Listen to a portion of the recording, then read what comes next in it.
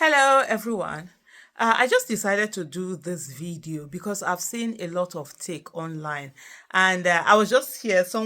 I did a particular video, when I was talking about what is happening in Kenya and how, African rulers are just so shameless and deploy violence on their people and all of that. And so someone sent me the video and he said that he thought I was going to say shame on Nigerians. And I've seen a lot of people, castigating Nigerians, calling Nigerians out, calling the Nigerian youth out, saying all sorts of things. Really? Really? Really? What happened during EndSARS? I ask again, what happened during EndSARS? If they make you forget your sacrifices, your work, what you've done, then that's the real shame. Nigerian youth were on the streets. They fought for their lives. They fought with their lives. They came out en masse. What are you saying in Kenya today that you didn't see October 2020? Nothing. So don't ever forget that. Don't call out Nigerian youth. They stood there. We couldn't protect them. Then you think that I would say shame on Nigerian youth? Shame on Nigerians? No. Until you've walked in a man's shoe, you can't just call him out like that. Every time we forget where we are coming from. October 2020, they brought out the military and killed citizens who were on the streets, who did nothing other than raise their flag and were singing the national anthem. And we forget all of that sacrifice. Over time, we've done this again and again and again to ourselves. We look back and tell people, if it's, oh, you never did anything. No. People are always doing something. They're always standing. Let's not forget that. Let's not forget the pain that people have gone through. There are still people up till now that are still languishing in jail because of EndSARS. And yet we look at them, we are mocking, we are insulting Nigerians. We're insulting Nigerians. No. I don't know whether the people say, whether they've forgotten what it was. And following the EndSARS, where citizens were mocked, the Nigerian youth were mocked, what did they now do? They mobilized themselves and formed a formidable political force that changed the trajectory of the 2023 election. Yet, it was stolen from them. They were denied all that they worked for. And we're saying they didn't put in the work.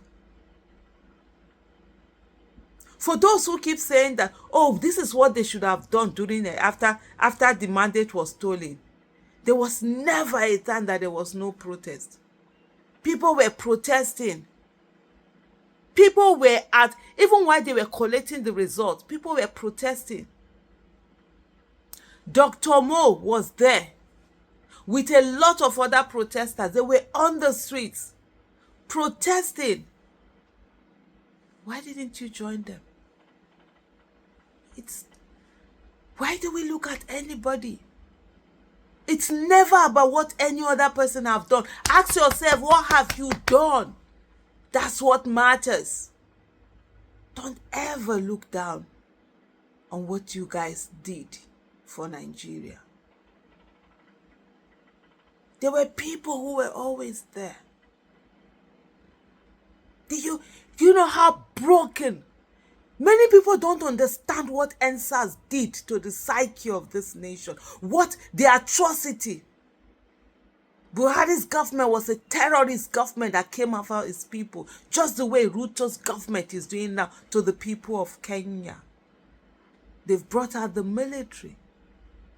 And indeed in Nigeria also, they brought out the military. Don't you dare allow anybody to take away your sacrifices or undermine your sacrifices or relegate your sacrifices or take it down or make it seem as if it's nothing. There is nothing the Kenyan youth are doing now that the Nigerian youth did not do in October 2020. October 1st, I remember coming out and saying to Nigerians, look, they will call protests, you guys will never come out. On Twitter, on social media, you're so many, 10,000 on social media, but on the streets when you call out protests, less than, because we came out for a protest that day. A week after, Nigerians came out on the streets. They came out in their numbers, unprecedented. The whole world stood still and watch what was going on, just like it's happening in Kenya today. So let's not insult our people. Let's not insult our sensibilities. There are many people who till today are still broken. They've not gotten themselves up from the atrocities that were meted out on them during EndSARS. Except if you were not really part of EndSARS to see the effect that it had. And there are some, sadly, that would never recover from that EndSARS. You know what it is to pick up the pieces of your colleagues whom you were making demands a while ago? I feel so much pain. I haven't even been able to say enough just watching what is going on in Kenya and say that it's almost like the EndSARS playing out. I pray that Kenya take it on and go above. So don't say Nigerian youth didn't come out. They did. And the rest of Africa also taking on from there. The Nigerian youth also took on from those, from the Arab Spring and all of that. So they've been learning. It's not a competition. It's not competing against each other. They learn from each other and they've been adding on it. And I pray Kenyans will go ahead and take it further and succeed more. And learn from where the Nigerian youth were broken. But let's not denigrate the sacrifices, the fierceness, the resilience, the pain, the anguish that the Nigerian youth went through October 2020. It was not easy then. And I can tell you, even after 4 years, it's not been easy. So yes, we can support the Kenyan youth on what they're doing. We stand with them in solidarity.